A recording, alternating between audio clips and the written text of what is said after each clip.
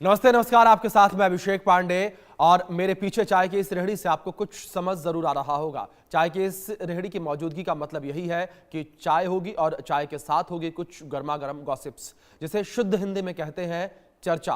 और इस चर्चा के लिए हमारे साथ स्टूडियो में मौजूद हैं आनंद सिंह जी, और इसके अलावा हमारे साथ ग्राउंड जीरो से भी हमारे कुछ सहयोगी जुड़ेंगे। तो चाय की प्याली के साथ हमारे सामने गर्मा गर्म मुद्दा है बिहार चुनाव का। बिहार चुनाव की तारीख अब बेहद नजदीक आ चुकी है, तो वहीं सियासी पारा भी लगातार बढ़ता नजर आ रहा है। इन तमाम मुद्दों पर चर्चा आज हम करने वाले हैं और इन मुद्दों पर हम गहनता से चर्चा करेंगे, पता करने का प्रयास करेंगे कि बिहार चुनाव में जो तमाम दावे किए जा रहे हैं, वादे किए जा रहे हैं, आखिर वो धरातल पर किस तरीके से नजर आ रहे हैं। और जो जनता है, यानी कि जो किंग मेकर है, जिन्हें तय करना है कि आखिर राजा कौन बनेगा, कुर्सी पर कौन काबिज होगा, वो क्या सोचती है, वो भी समझने का हम प्रयास करेंगे। आनंद जी, बात बिहार को लेकर जिस तरीके से हम करेंगे, तो बिहार का जिस तरीके से जो समीकरण बनता इस वक्त नजर आ रहा है, उसमें कई सारी चीजें जो हैं वो अप डाउन यानी कि प्लस माइनस नजर आ रही हैं। इस पर हम बातचीत करेंगे, चर्चा करेंगे, लेकिन उससे पहले अगर चाय हो जाए अंकल जी तो चर्चा में चार चांद लग जाए। खैर आनंद जी, अगर थोड़ा सा महागठबंधन को लेकर मैं सबसे पहले आपसे जिक्र करूंगा। महागठबंधन को लेकर कहा जाए कि महागठबंधन पूरे जोर शोर के साथ प्रचार करता नजर आ रहा है, लेकिन उसमें विपक्ष जो है यानी कि एनडीए जो है वो लगातार ये कहता नजर आ रहा है कि चुनाव प्रचार करने में देरी कर दी। राहुल गांधी बड़ी देर से पहुंचे हैं बिहार, प्रियंका गांधी को बहुत पहले आ जाना चाहिए था, वो भी लेट पहुंची। देखिए अभिषेक, जिस तरीके से एनडीए लगातार ये आरोप लगा रहा है किस तरह से महागठबंधन ने देरी की अपनी वहाँ पे कैंपेनिंग जो है उसको स्टार्ट करने में, वो शायद भूल जाते हैं कि अगस्त से लेकर सितंबर 1 तारीख तक राहुल गांधी ने लगातार वोटर अधिकार यात्रा की थी। वो भी कहीं ना कहीं कैंपेन का ही दौर था। लगातार 16 दिन तक उनकी मौजूदगी थी। 25 जिले गए वो बिहार के, करीब 150 से ज़्यादा विधानसभा सीटों पे गए, 243 कुल विधानसभा है, यानी आधे बिहार में उन्होंने कैंपेनिंग उसी वक्त कर दी अपनी वोटर अधिकार यात्रा, जिसमें उन्होंने एसआईआर का मुद्दा उठाया, जिसमें उन्होंने वोट चोरी का मुद्दा उठाया, और उनके साथ महागठबंधन के तमाम बड़े नेता मौजूद थे। चाहे वो अखिलेश यादव भी आए थे, समाजवादी पार्टी के उत्तर प्रदेश के पूर्व मुख्यमंत्री हैं। तेजस्वी यादव लगातार राहुल गांधी के साथ थे उनकी यात्रा में, मुकेश सहनी साथ थे, दीपांकर भट्टाचार्य लेफ्ट पार्टी से उनके साथ थे। तो महागठबंधन एकजुट होकर उन्होंने अपना चेहरा दिखाया। और बेशक क्योंकि दिवाली और छठ का पूजा भी था, तो महागठबंधन का एक मानना था कि आखिर किस तरीके से लोग त्योहारों के वक्त में व्यस्त रहते हैं, तो त्योहार में वो अपने परिवार के साथ मनाते हैं, तो उसको गैप देने की कोशिश की और उसके बाद फिर से अपना जो कैंपेन है उसको शुरू किया। मैं आऊंगा, इस पर चर्चा करेंगे, लेकिन इस बीच एक बड़ी खबर भी निकलकर सामने आई, उसका रुख कर लेते हैं। जहां बिहार के दौरे पर प्रधानमंत्री नरेंद्र मोदी रहने वाले हैं और आज बिहार में 2 जनसभा पीएम मोदी करेंगे। सहरसा कटिहार में जनसभाएं करेंगे पीएम मोदी, और पीएम मोदी एनडीए उम्मीदवारों के पक्ष में जनसभाएं करेंगे। ये बड़ी खबर जो फिलहाल निकलकर सामने आ रही है। प्रधानमंत्री नरेंद्र मोदी बिहार के दौरे पर रहेंगे और बिहार में पीएम मोदी की आज 2 जनसभा होगी, यानी कि आज बिहार में प्रधानमंत्री नरेंद्र मोदी जो है एक बार फिर से गरजते हुए नजर आएंगे। ये बड़ी अपडेट है जो फिलहाल निकलकर सामने आ रही है। तो पीएम मोदी का बिहार का दौरा है, ये आज बिहार में 2 जनसभा पीएम मोदी करेंगे।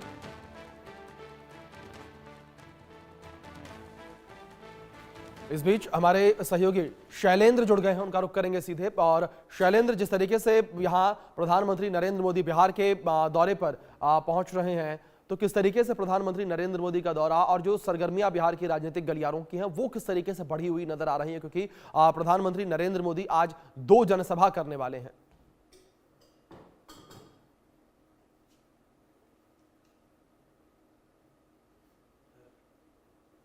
जो मतदान होना है उसके लिए सभाओं का दौर कल खत्म हो जाएगा, यानी कल चुनाव प्रचार जो है वो खत्म हो जाएगा। उससे पहले पूरी ताकत जो है राजनीतिक दल हैं वो लगा रहे हैं, यानी चाहे प्रधानमंत्री हों, चाहे गृह मंत्री हों, चाहे मल्लिकार्जुन खड़गे यानी उनके जो विरोधी दल के नेता हैं या कहीं विरोधी दल के अध्यक्ष हैं, और प्रियंका गांधी हों और इसके अलावा तेजस्वी यादव हों, जितने भी नेता हैं आज सब रैलियां कर रहे हैं। तेजस्वी यादव की 15 रैलियां हैं, मुख्यमंत्री 5 रैलियां इस समय कर रहे हैं, जो मुख्यमंत्री नीतीश कुमार। तो ये लगातार रैलियों का सिलसिला चल रहा है, चूंकि कल ही ये थम जाएगा, उसके बाद जो दूसरा फेज होगा उसके लिए चुनाव प्रचार शुरू होगा।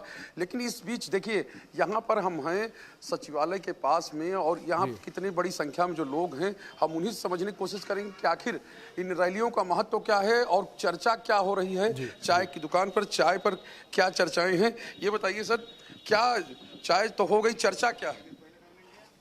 इस बार महागठबंधन की सरकार बनने जा रही है। हम लोग सेकेंड फेज में हैं। हम लोग मधुबनी जिला के पिपरास और लोखा विधानसभा से आते हैं, और वहाँ माननीय पूर्व मंत्री लक्ष्मेश्वर राय जी को टिकट नहीं देने के कारण वहाँ उसी हमारे लोकसभा ही क्षेत्र के माननीय संजय झा जी हैं, उसके द्वारा अति पिछड़ा दलित अल्पसंख्यकों को उनको अनदेखी की गई, बहुत बड़ा अनदेखी की गई है। उससे बड़ा मैसेज हुआ है। मधुबनी जिला के साथ साथ सुपौल, दरभंगा अति पिछड़ा गोलमंद होकर के महागठबंधन, मतलब ये मिथिलांचल में जो पहले था वो गड़बड़ा जाएगा, पूरा गड़बड़ाएगा। इस आगे विधानसभा चुनाव में मणिलाल मंडल जो थे वो भी जदयू में थे, लक्ष्मेश्वर राय जी बड़े नेता थे। अब आरजेडी में जी, इस बार आरजेडी में है। आरजेडी में आ गए। सर ये बताइए, आपको लगता है कि ये जो कह रहे हैं वो सही है? हम लोग 20 साल पहले का बिहार और पटना देखे हैं और आज का भी देख रहे हैं, कोई तुलना ही नहीं है। और जो काम नीतीश सरकार किए हैं उतना कोई भी नहीं कर सकता है, इसलिए नीतीश सरकार ही आएगी। काया पलट हो गया, काया पलट हो गया, पूरा मॉडल चेंज हो गया। ऐसा लगता है कि मॉडल चेंज हो गया है। जी जी जी, मॉडल बिल्कुल चेंज है। और अब इस परिवेश में सारी जनता मोदी को चाह रही है, नीतीश को चाह रही है। और कह रहे हैं कि सब गड़बड़ कर दिया, वो गड़बड़ कर रहे हैं। मैं तो यहाँ तक कहूँगा कि जिंदगी में तेजस्वी मुख्यमंत्री नहीं बन सकते। ऐसा लगता है आपको कि तेजस्वी मुख्यमंत्री नहीं बन पाएंगे? दावा किया जा रहा है। एकदम कहीं से भी तेजस्वी आपको ये मुख्यमंत्री वाली योग्यता है ही नहीं है, क्योंकि वो पारिवारिक हैं। और वो कह रहे हैं हर घर में नौकरी देंगे, और कल उन्होंने संवाद कर जिसके ऊपर ये बताइए, जिसके ऊपर खुद नौकरी का केस चल रहा हो, जमीन के बदले नौकरी लेने का, उनसे ये कहने के बाद हर बेरोजगार जो युवक डरा हुआ है कि अगर ये नौकरी अगर देंगे तो हमारा जमीन ये छीन लेंगे। ये स्थिति है। यही मतलब ये सच्चाई लग रही है आपको? सच्चाई, अरे कोर्ट से कन्विक्टेड है, अपने चाचा के जमीन तक लिखवा ली है नौकरी देने। सर ऐसा लगता है क्या कि जो सब लोग कह रहे हैं कि नहीं तेजस्वी का पत्ता साफ? लोकतंत्र में तो जनता चुनती है, जनता जिसको वोट देगी वो बनेंगे मुख्यमंत्री। लेकिन तेजस्वी यादव मुख्यमंत्री बने, आरजेडी का सरकार आए, ये थोड़ा फिजिबल नहीं लगता है। अच्छा, वजह उनके पास टीम नहीं है, मार्केट में उनका गलत मैसेज है, पुराना जो उनका हिस्ट्री है वो गलत है। अभी जैसे वो बोल रहे हैं हर आदमी को नौकरी दे देंगे, तो लोगों को मजाक लग रहा है। मजाक लग रहा है। ये मजाक ऐसा लगता है क्या? बिल्कुल बिहार के साथ तेजस्वी यादव मजाक कर रहे हैं। और एक भाई साहब बोल रहे थे कि लक्ष्मेश्वर राय जी के वो दुखी मन से है, उनके चाहने वाले को टिकट नहीं मिला तो महागठबंधन की सरकार बनाने लगे। उनको बोलिए कि दिल पे हाथ रख के पूछिए कि तेजस्वी आएगा, कभी नहीं है। ऐसा लगता है दिल पे हाथ रख लिए तो काम खत्म? काम एकदम खत्म। बुजुर्ग बाबा ठीक बोल रहे हैं कि वो तेजस्वी जी कभी मुख्यमंत्री नहीं बनेंगे बिहार के। नहीं बनेंगे। अरे सर, लगता है कि है ऐसा कि तेजस्वी मुख्यमंत्री नहीं बन पाए, सब लोग ऐसे ही कहते रहे? नहीं, तेजस्वी जी लाइन में ही नहीं मुख्यमंत्री बनने की हैं, वो तो अपने मन से कह रहे हैं, वो तो गलतफहमी में। तारीख तय कर दिया उन्होंने कि 14 को तो रिजल्ट आएगा, 18 को शपथ है, उसका सब अपराधी जेल में। अब पता नहीं वो जेल में जाएंगे कि अपराधियों की श्रेणी में तो वो भी है ना उस लाइन में। अच्छा, ऐसा लगता है जो तारीख तय हुई है, ऐसा लगता है कि पूरा नहीं हो पाएगा। वो कह रहे हैं कि हम जो 26 जो नवंबर है उससे अपराधी गिरफ्तारी शुरू। अब देखिए कौन अपराधी है क्या नहीं है, लेकिन नीतीश बाबू ने जितना यहाँ काम किया है बिहार में, आज तक कोई नहीं किया है, ना कोई करेगा। ऐसा लगता है सर? जी देखिए, वो स्पष्ट बात है, कोई कुछ कहे, जो तेजस्वी जी का जो टिकट बंटवारे में जो खेल हुआ है सारी जनता देखी। अच्छा, जनता देख रही। देखिए चाय बन रही है। भाई साहब क्या नाम है आपका? लक्ष्मण पंडित ने। अच्छा, आप इतना लोग कह रहे हैं कि तेजस्वी मुख्यमंत्री बने, लगता है क्या आपको? अब कैसे बताया जा सर, देखिए आने के समय क्या होगा तब है ना। अरे तो दीजिएगा ना। हाँ तो वोट तो अभी पड़ा कहाँ है सर कि होगा, देंगे तब ना। कुछ मन बनाए होंगे ना, पहले वाला पटना सही था क्या आपका? सही है, अभी भी ठीक है सर, मिला जुला के चल रहा है। कुछ गड़बड़ तो नहीं? ना गड़बड़ नहीं है। गड़बड़ नहीं है तो ये यहाँ के लोगों की राय है। और यहाँ से भी कुछ आपको गड़बड़ नहीं लगता कि जो सरकार? गड़बड़ नहीं। और तारीख की बात कर रहे हैं, तेजस्वी यादव हमेशा कहते खरवास के बाद सरकार बदल जाएगा। वो तारीख पर तारीख, क्योंकि वो इतना तारीख अटेंड कर लिए हैं वो कोर्ट से ना, कि उनको तारीखें याद रहता है। वो हो सकता है 18 का तारीख जो फिक्स किए हैं वो कहीं दिल्ली जाने का तारीख तो नहीं है। ऐसा लगता है दिल्ली जाने की तारीख है? हाँ, दिल्ली उन पे केस चल रहा है तो कभी भी निर्णय आ सकता है, तो उनको तो जाना पड़ेगा क्योंकि वो कन्विक्टेड हो गए हैं, जजमेंट बाकी है। तो ये तो पर्सनल है, जिस तरह का साक्ष्य पेपर में आ रहा है तो उस तरह लग रहा है जो उनके ऊपर कार्रवाई हो सकती है। कार्रवाई हो सकती है। देखिए, एक दो भाई और आ गए हैं, हम उनसे जान लेते हैं। आपको लगता है कि किसकी सरकार बनने जा रही है, क्या होने जा रहा है? अब की तेज रफ्तार तेजस्वी सरकार। ऐसा लगता है? सब लोग कह रहे हैं कि नहीं। कहने से क्या होगा, सबका अपना अपना मतदान है। हमारा मत है, हम तेजस्वी यादव को देंगे। अच्छा, वो कह रहे हैं कि कहीं गड़बड़ न हो जाए। गड़बड़ किससे हो जाएगा? यहाँ देखिए कि बिहार में बहुत फैक्ट्री वगैरह ये सब ना है, बेरोजगार बहुत सा आदमी है। तो आपको लगता है कि मतलब तेजस्वी सरकार? जी जी जी। चलिए, तेजस्वी सरकार बन जाएगी। भाई साहब, आप भी कुछ सोचते हैं कि किसकी सरकार बना रही? किसकी सरकार बनना चाहिए? आप बताइए ना। आपको मोदी का सरकार बने। मोदी की बनना चाहिए बस। अच्छा, दादा यहाँ पे हैं, ये बताइए आपको क्या लगता है? आप तो उतने दिन से काम कर रहे हैं, कौन सरकार अच्छा काम, अभी सरकार अच्छा काम करेगी पहले लालू जी वाली? यही काम कर रहे हैं बढ़िया। यही बढ़िया कर रहे हैं। हाँ, तो यही बढ़िया कर रहे हैं। और तो ये पूरा स्थिति है, आप समझिए कि जो यहाँ पे लोग हैं, हम उनसे बात कर रहे हैं और बिल्कुल जो हालात हैं, यानी जो शैलेंद्र जी, चीजें हैं, जाहिर वो तौर साफ पर तौर पे उन लोगों ने बताया है। बिल्कुल शैलेंद्र, जिस तरीके से आपने लोगों से बातचीत की उससे ये तो क्लियर समझ में आया कि जो राय लोगों की वो मिलीजुली निकलकर सामने आ रही है और कहीं ना कहीं जो पलड़ा है वो एनडीए की तरफ भारी आप नजर आ रहा है। मैं रुक करूंगा दोबारा आपसे, लेकिन इस बीच न्यूज रूम में या यूं कहें कि स्टूडियो में हमारे साथ मौजूद हैं आनंद जी, उनका रुख करूंगा मैं। और आनंद जी, जिस तरीके से तमाम चीज़ों को लेकर हम बातचीत कर रहे थे तो यहाँ पे कई सारे सवाल जो है वो उठते हुए नजर आए हैं और अभी जिस तरीके से हमने लोगों की राय भी सुनी है, इसमें ये कह सकते हैं कि 80-20 का मार्जिन है। 80% लोगों ने, ये तो आप भी एक्सेप्ट करेंगे, कि ये कहा कि एनडीए की सरकार बनती हुई नजर आ रही है और एनडीए की गवर्नमेंट ने बेटर काम किया है। मैं उसी पॉइंट पर आ रहा था कि जो एक 20 साल पहले का टैग लगा हुआ है, जो ये कहे कि एक लेगेसी लेकर लगातार चली आ रही है अपनी, जो लेगेसी नहीं होनी चाहिए, जिस पर लगातार ये कहा गया जंगल राज। और सबसे बड़ी बात यहां पर यह कि एनडीए जो बिहार की जनता है उनके जहन से जंगल राज निकलने भी नहीं देना चाहती। देखिए, ये एक बदनुमा दाग है जो राष्ट्रीय जनता दल के साथ नो डाउट वो अभी तक लगी हुई है, जिसको ये हटा पाने में अभी तक कामयाब नहीं हो पाए हैं। खासतौर पे राष्ट्रीय जनता दल की जो नेतृत्व है वो चारा घोटाले मामले में हमने देखा किस तरह से कोर्ट का निर्णय आया था, लालू प्रसाद यादव जेल भी गए। मगर उसके बाद से लगातार जो राष्ट्रीय जनता दल की राजनीति रही है, जब नीतीश कुमार के साथ 2015 में तेजस्वी आए, फिर 2022 में भी जब नीतीश कुमार के साथ में हुआ है, तो उन्होंने एक मैसेजिंग दी कि अब जो है पुराना वक्त नहीं रहा। अब उन्हें भी समझ आ गया है कि अब सिर्फ काम के बूते ही आप लोगों के बीच में जा सकते हैं। तो वो अपने वो 30 महीने के कार्यकाल को लोगों के बीच में गिनाते हैं, यानी कि 2.5 साल का जो वक्त है। जो नौकरियां भी, और यही वजह है कि तेजस्वी ने जो मैनिफेस्टो महागठबंधन का आया उसका नाम भी दिया तेजस्वी प्रण, और उसमें नौकरियों की बात की गई कि हम हर एक परिवार में एक सरकारी हाईलाइट करने की कोशिश की गई। और जिस तरीके से तेजस्वी यादव जब वो मंत्री भी थे तो हमने देखा था किस तरह से वो एक्टिव होकर लगातार लोगों के बीच जाते थे। लीजिए, अब इस चर्चा में 4 चांद लगता हुआ चाय आ गई। चाय आ गई। तो जिस तरीके से तेजस्वी यादव लगातार लोगों के बीच में जाते थे, मंत्री रहते हुए वो अस्पताल में दौरे पर निकल जाते थे, लोगों से बीच में जाकर उनकी समस्याओं को सुनते थे, तो कहीं ना कहीं उन्होंने अपने इमेज को चेंज करने का काम किया। मगर जो एनडीए है, खासतौर पर बीजेपी, उन्होंने हर वक्त आरजेडी को कटघरे में खड़ा रखा कि आपके वक्त में देखिए जंगल राज था। तो महागठबंधन भी अभी इस पे आरोप लगाती है, जिस तरीके से अभी हमने पीछे ही एक हफ्ते में देखा है किस तरह से बिहार में अपराध का ग्राफ गया है। वहीं महागठबंधन लगातार एनसीआरबी के रिपोर्ट का आंकड़ा देते हुए कहती है कि हत्या, अपहरण, ये सारी चीजें बंद नहीं हुई है। बिल्कुल। और डेवलपमेंट, जो मेन मुद्दा है डेवलपमेंट और पलायन बिहार में, बेहतर शिक्षा के लिए, बेहतर अपॉर्चुनिटी के लिए, बेहतर स्वास्थ्य सेवा के लिए लोगों को लगातार मजबूर होकर बिहार से बाहर जाना होता है। तो कहीं ना कहीं इस चीज को साधने में नीतीश कुमार की भी सरकार, उन्होंने भी सुशासन का राज दिया वहां पे 20 साल में, 2005 से लेके 25 तक में उन्होंने काफी कोशिशें की, काफी काम भी किया। मगर जिस तरीके से भ्रष्टाचार के भी आरोप लगे, तो उनमें भी कहीं ना कहीं ये सारी चीजों पे मौका दिया विपक्ष को उनके ऊपर आरोप लगाने का। खास तौर पे करप्शन के केसेस का 70,000 रुपए करोड़ का जो सीएजी को अभी रिसिप्ट्स नहीं भेजी गई हैं कि कहाँ काम हुआ है, कहाँ नहीं हुआ है, हमें उसकी रिसिप्ट ही नहीं मिली है कि कितना खर्चा हुआ, किस कार्यक्रम में खर्चा हुआ। तो कहीं ना कहीं ये भी प्रश्न उठा रही है महागठबंधन अब, खास तौर पे आरजेडी।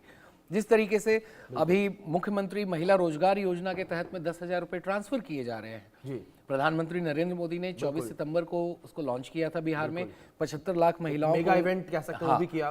फिर अब महागठबंधन, खासतौर पे आरजेडी, मनोज झा जो उनके सबसे सीनियर नेताओं में से हैं और राष्ट्रीय चीफ प्रवक्ता है उनके, उन्होंने चिट्ठी लिखी इलेक्शन कमीशन को कि आखिर किस तरीके से आपकी जो ये इलेक्शन के टाइम में मॉडल कोड ऑफ कंडक्ट जब लगा हुआ है उस वक्त में, माफ कीजिए, तो आप पैसा जो ट्रांसफर कर रहे हैं ये कहीं ना कहीं उसका वायलेशन है। बिल्कुल, बिल्कुल। मगर इलेक्शन कमीशन, चुनाव आयोग ने इसको कहा कि नहीं, ये पहले से अनाउंस्ड है इसलिए ये अभी जा रहा है, तो इसमें कोई वायलेशन नहीं है। मगर महागठबंधन इसको मुद्दा बना रहा है। वहीं हम बात करें जिस तरह से एग्रेसिव कैंपेनिंग की जा रही है, तो उनका टारगेट है कि किस तरीके से बिहार में आज भी लोगों को रोजगार नहीं मिला है, बेहतर शिक्षा व्यवस्था नहीं है, स्वास्थ्य की हालत क्या है बिहार में, अस्पतालों की हालत क्या है, उस पर फोकस किया जा रहा है। बिल्कुल, वादे सबने किए हैं, 1 करोड़ नौकरियां का वादा एनडीए ने भी अपने मैनिफेस्टो में किया है। आम जनता चाहती है, देखिए आप वादे या बातें तो कई सारी होती है, लेकिन अगर एक नॉर्मल पर्सन के हिसाब से देखा जाए, अगर मैं भी कहीं किसी ऐसे बैकवर्ड एरिया में रहता हूं तो मेरा सबसे पहला पॉइंट यही होगा कि मुझे रोड मिल जाए, मेरे बच्चों के शिक्षा के लिए एक बेहतर स्कूल मिल जाए, वो भले सरकारी स्कूल हो, प्राथमिक स्कूल हो, उससे मतलब नहीं, और एक प्राथमिक उपचार केंद्र मिल जाए। अगर मुझे खांसी बुखार जुकाम जैसी कोई छोटी मोटी बीमारियां होती हैं तो मैं जो प्राथमिक उपचार है वो वहां करवा सकूं, और वहां पहुंचूं तो डॉक्टर हो। बिल्कुल, ये कहीं ना कहीं अभी भी मिसिंग हो जाती है बिहार में। और जिस तरीके से बिहार में क्राइम की भी घटनाओं की हम बात करें, अब 60 मीटर की पुल चोरी हो जाती है।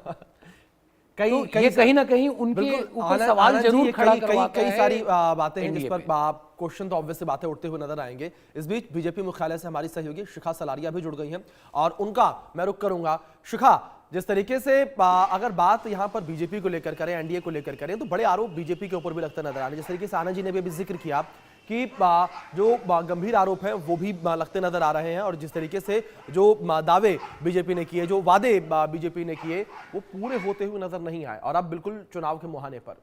शिखा जी बिल्कुल, हम देख सकते हैं कि जैसे जो घटना मोकामा में हुई उसके बाद तो एक माहौल बदला है, एक रुख भी बदला है इस इलेक्शन का, और हमने ये भी देखा कि महागठबंधन को एक बड़ा मौका मिल गया एनडीए पर पलटवार करने का, क्योंकि जदयू से अनंत सिंह खड़े थे और फिलहाल जो है उनको जेल का दरवाजा भी दिखाना पड़ा है। जो पहले मुश्किल हुआ करता था वो चुनाव के दौरान संभव हो गया है। तो यह असंभव से संभव का जो ये पूरी जर्नी है ये तय की है एनडीए ने, क्योंकि ये एन चुनाव के वक्त हुआ है। लेकिन फिलहाल बात हो रही है पटना में चुनावी प्रचार को लेकर, और चुनावी प्रचार में हर तरीके के हथकंडे इस्तेमाल किए जा रहे हैं मीडिया की अटेंशन को बनाए रखने के लिए। हम देख रहे हैं कि कल आपने देखा राहुल गांधी उतरे एक नाव में अपने साथ लेकर के मुकेश सहनी को, जो कि एक बड़े मल्लाह नेता है, और मछली पकड़ने का उन्होंने प्रयास किया। उनके साथ तमाम और भी नेता मौजूद थे, कांग्रेस के कन्हैया कुमार भी मौजूद थे। तो कहीं ना कहीं जातिगत समीकरणों को ध्यान में रख के, क्योंकि मल्लाह कम्युनिटी जो है वो 6 जिलों में, दरभंगा से लेकर के खगड़िया से लेकर के कई तमाम 6 जिले ऐसे हैं जहां पे काफी बड़ी एक तबका वो है, और वहां पे उनकी प्रेजेंस इतनी अच्छी है कि वो वोट पे एक खासा असर रखते हैं। तो इसीलिए हमने देखा कि अब जातिगत तरीके से जातिगत समीकरणों को ध्यान में रख के चुनावी हथकंडे भी इस तरीके के अपनाए जा रहे हैं। वहीं जीतन राम मांझी ने इस पर भी चुटकी लेते हुए कहा कि वो यही सब कर सकते हैं और इसीलिए मछली पकड़ रहे हैं। लेकिन ऐसे चुनावी हथकंडे जो है मीडिया का अटेंशन बनाए रखने के लिए खूब कर भी रहे हैं, चल भी रहे हैं, तमाम नेता उसे यूज भी कर रहे हैं। और जहां तक बात हम एनडीए की देखें तो एनडीए का जो एक फिक्स एक नैरेटिव है, चाहे वो हिंदुत्व का नैरेटिव हो, घुसपैठिए वाला एक बयान हो, उसे भी दोबारा जो है हम देख रहे हैं कि तमाम रैलियों में बड़े बड़े नेता बोलते आ रहे हैं और कह रहे हैं कि घुसपैठियों को जो है महागठबंधन मदद कर रही है। और एसआईआर के बावजूद भी, जहां पता नहीं लगा कि घुसपैठिए कितने हैं और इलेक्शन कमीशन बता नहीं पाया, उसके बावजूद भी हम देख रहे हैं कि इस तरीके का नैरेटिव जो है बिल्कुल इस इलेक्शन में हावी होता नजर आ रहा है। चुनावी मुद्दे जो रोड के हैं, सड़क के हैं, पानी के हैं, उनको दरकिनार करते हुए कहीं ना कहीं जातिगत समीकरणों पर और घुसपैठिए की जो एक पूरा नैरेटिव बना रखा है, ये दोनों ही मुद्दे हावी होते नजर आ रहे हैं फिलहाल। बिल्कुल, जाहिर तौर पर शिखा, जिस तरीके से आपने जिक्र किया, ये मुद्दे जो हैं वो इस वक्त हावी होते हुए नजर आ रहे हैं। लेकिन इस वक्त कोई भी पक्ष चाहे विपक्ष को लेकर बात करें, वो अपनी हार मानने को तैयार नहीं है, पूरी जान झोंकता हुआ नजर आ रहा है। शैलेंद्र जी भी हमारे साथ बने हुए हैं। शैलेंद्र जी, मैं आपका रुख करूंगा। जिस तरीके से शिखा ने अभी मोकामा की घटना का जिक्र किया, क्या शैलेंद्र जी आपको लगता है कि मोकामा में जो पूरी घटना हुई है, दुलारचंद यादव की जो हत्या की गई है, उससे पूरे बिहार का राजनीतिक समीकरण जो है वो बिगड़ गया है? देखिए, पूरे राजनीतिक का कहें कि बिहार का समीकरण है तो वो ऐसी स्थिति नहीं है, लेकिन मोकामा के आसपास जो कहें कि विधानसभा क्षेत्र हैं उन पर जरूर असर पड़ेगा। और जिस तरह की दोनों तरफ से चूंकि एक हत्या उसमें हुई है, और जाहिर सी बात है जब हत्या होती है तो ये सबसे जघन्य अपराध है, और उसको लेकर जो कार्रवाई है वो भी हुई है। और इससे एक कहें कि सेंटीमेंट बनाने की कोशिश, चाहे सत्ता पक्ष हो चाहे विपक्ष हो, यानी चूंकि वोट का समय है और कोई हत्या होती है तो कि वो तो एक सबसे बड़ा अपराध है ही, लेकिन जो राजनीतिक दल होते हैं उनकी ओर से वो चीजें की जाती हैं, यानी वो कोशिश की जाती है कि इसके जरिए ही हम अपने आधार को, यानी अपने जो मुद्दे को, यानी कि जो वो चाहते हैं नैरेटिव क्लियर करना चाहते हैं। और ये नैरेटिव कल से हम लोगों ने देखा किस तरह, चाहे एनडीए हो और चाहे महागठबंधन हो, दोनों की तरफ से किया जा रहा है। क्योंकि तेजस्वी यादव ने अपराध को लेकर डेडलाइन तय कर दी कि 26 जो नवंबर से कार्रवाई शुरू होगी और 16 जनवरी तक सब अपराधी जेल के अंदर हो जाएंगे। लेकिन विपक्ष, यानी उनका विपक्ष और जो सत्ता पक्ष है, जिसको डबल इंजन की सरकार कहते हैं, वो कहते हैं ना हम किसी को बचाते हैं ना किसी को फंसाते हैं, यानी हमने तो अपने आप को, अपने वाले को ही गिरफ्तार कर लिया। तो ये चीजें लगातार की जा रही हैं, लगातार कही जा रही हैं। और मुख्यमंत्री नीतीश कुमार पहले से भी यानी कि वो कहते रहे हैं कि हम ना किसी को फंसाते हैं ना किसी को बचाते हैं। तो ये चीज़ें एक तरह से कहें कि नैरेटिव के तौर पर अब बिहार की राजनीति में हो रही हैं। और विशेष बात ये है कि जब तेजस्वी यादव डेडलाइन तय करते हैं कि हम इस दिन ये करेंगे, इस दिन ये करेंगे, तो विपक्ष के लोग वही कहते हैं, यानी कि एनडीए के लोग कहते हैं कि आखिर वो अपने खिलाफ कार्रवाई होते देखेंगे और तमाम तरह के सवाल। शैलेंद्र जी, बड़ी बात आपने जिस तरीके से कि जो मोकामा की घटना हुई है उससे कोई बड़ा असर पड़ता हुआ नजर नहीं आ रहा। और आनंद जी लगातार हमारे साथ बने हुए हैं, उनका रुख करूंगा मैं और कुछ चीजें उनसे भी समझने का मैं प्रयास करूंगा। आनंद जी, जिस तरीके से इस पूरे मामले को लेकर हम बातचीत कर रहे हैं, चर्चा कर रहे हैं, लेकिन क्या आपको लगता है कि वोटिंग का जो समय है वो बेहद नजदीक, अगर ये कहा जाए तो केवल 2 दिन का ही वक्त बचा है, उसके बाद मतदान होना है, तो क्या मोकामा की जो घटना एकदम चुनाव के मुहाने पर, मतदान के दिन के एकदम मुहाने पर हुई है, उसका असर जो है वो मतदान केंद्र पर पड़ेगा? देखिए, अगर बात करें हम हत्या की तो सिर्फ मोकामा की ही एक घटना नहीं रही। बिल्कुल। 30 तारीख को हमने देखा सिवान में भी एक एएसआई की हत्या होती है। 31 को हमने देखा किस तरह से आरा में भी एक पिता पुत्र की हत्या होती है। व्यवसायी थे दोनों, मिठाई दुकान चलाते थे। तो ये तमाम चीजें, बिहार में लॉ एंड ऑर्डर काफी अच्छा नहीं है। वहां पे सिर्फ ट्रिगर होती है चीजें और फिर बड़ी हो जाती हैं। ये बहुत पहले से बिहार का रिकॉर्ड रहा है। हाँ, बेशक नरसंहार नहीं हो रहे जैसा पहले होता था, मगर हत्याओं के मामले में कहीं ना कहीं इस तरह से जो सवाल उठता है, लोगों के मन में जो भय आता है, जिस तरीके से दुलारचंद यादव की हत्या हुई, उसके बाद वहाँ पे हालात कैसे बिगड़े, वहाँ पर फिर उनकी शव यात्रा के दौरान भी गोली चली, पत्थरबाजी हुई, तो ये कहीं ना कहीं क्वेश्चन मार्क जरूर खड़ा करता है कि जो दावे किए जाते हैं लॉ एंड ऑर्डर पे, खास तौर पे कि सुशासन आ चुका है बिहार में, तो उस पर कहीं ना कहीं नीतीश कुमार को ये चीज़ें जरूर डेंट करती हैं। मगर जिस तरीके से खास तौर पे जब विपक्ष उन चीज़ों को उठाता है कि किस तरीके से जो नीतीश कुमार ये सारी बातें कहते हैं, बीजेपी कहती है खास तौर पे कि डबल इंजन की सरकार में क्राइम नहीं है, मगर पिछले कुछ महीने पहले हमने देखा पटना के अस्पताल के अंदर जाके अपराधी वहाँ हत्या करके भागते हैं। बिल्कुल। बड़े एक व्यवसायी गोपाल खेमका की हत्या होती है पटना में ही, उनके घर के ठीक बाहर होती है। तो ये कहीं ना कहीं एक बड़ा प्रश्न चिन्ह जरूर लगाता है उन सारे दावों पे। और जैसा शिखा भी बता रही थी, और कई बड़े सवाल खड़े होते हमारे इस पूरे मामले पर। लेकिन अब देखने वाली बात यहाँ पर यही होगी कि मतदान के समय जो जनता है वो इन मुद्दों को किस तरीके से देखते हैं। फिलहाल आप तीनों का बहुत शुक्रिया जुड़ने के लिए और इस पूरी बातचीत के लिए। लेकिन इस बीच एक बड़ी खबर निकलकर सामने आई, उसका रुख करेंगे हम, जहां तेलंगाना के रंगारेड्डी में भीषण हादसा हो गया है और ट्रेलर ने यात्री बस को टक्कर मारी है। हादसे में 17 लोग